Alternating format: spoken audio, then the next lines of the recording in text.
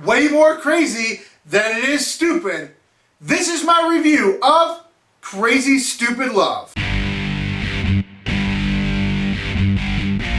Welcome to another episode of Film Trash Review, where we give you an honest review of a film. And today's film is Crazy Stupid Love. The latest film by Steve Carell, the new centralized comedic character of the decade. And this is his first film since leaving The Office. So, does it live up to the hype? Does Steve Carell perform well enough to maintain a movie career? I mean, we had some bad ones.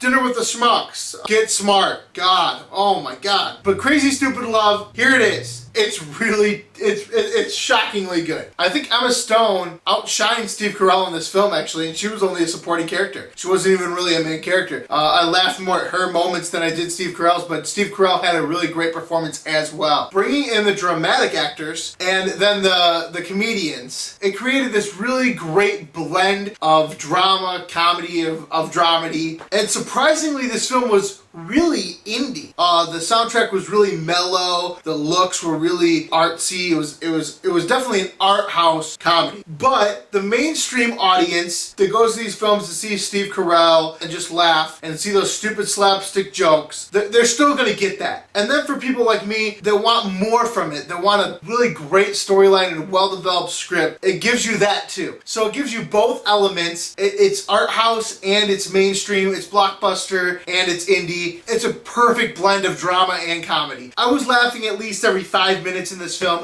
It was extremely funny, and it had a really serious undertone to it, and by the end, the girl next to me was in tears, and I was almost about to cry. If you've ever been in a relationship at all, you're going to relate to this film in some way, shape, or form. Crazy Stupid Love was what Friends with Benefits should have been. I mean, Friends with Benefits made fun of all of the cliches and tried to separate itself from romantic comedies, but it didn't. Crazy Stupid Love didn't try so hard to separate itself from romantic comedies and just embraced being a romantic comedy and made itself stand out. I mean, I think that this stands out on par with like my favorite romantic comedy of all times, which is 500 Days of Summer. I think it's as good, if not better. It has this feel to it that reminds me of the indie film Happiness, and not in a sick kind of way. It doesn't have the really grossed out pedophile and masturbation and all that weird stuff, and it's not really like shocking, but the way that they separated the stories and they had all these different relationships, I think there's 4 relationships that revolve inside this circle, and that's what really got me. It was like they really paid attention. By the end of the film, the screenwriters and the director left no questions at all, besides the obvious question, why aren't they going to the bathroom? But that's for any film. I give Crazy Stupid Love a 9 out of 10. Let's break it down. Crazy Stupid Love, one of the best romantic comedies that I've ever seen. It is extremely funny. Everybody's going to enjoy this film, and everyone is going to relate to it. Everyone, and I mean everyone, is going to relate to this story. That's why I feel this